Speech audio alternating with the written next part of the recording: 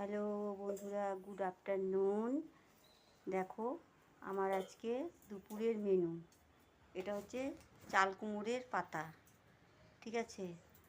আর হচ্ছে এটা শুকনো মাছ, চাপা শুকনো।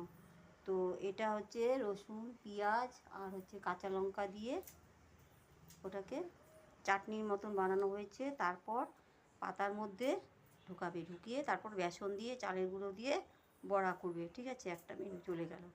আর একটা হচ্ছে মিষ্টি কুমড়োর লাউয়ের পাতা আছে না, মিষ্টি কুমড়ো না সরি, লাউয়ের পাতা বাটা, এই যে কাঁচা লঙ্কা রসুন দিয়ে বাটা করা হবে। আর হচ্ছে এই যে মাংস ধুয়ে রেখেছে।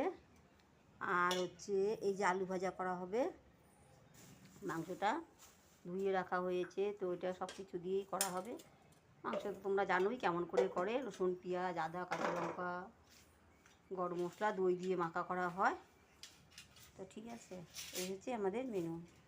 Tata, bye bye, thank you. Hello বন্ধুরা, এই যে দেখো বেসন আর চালের গুঁড়া হচ্ছে।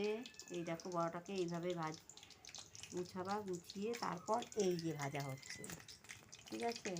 এই দেখো এইভাবে উল্টাবা, বড়াগুলো একটু হালকা স্টিমে করবে, ঠিক আছে। কেমন হলো?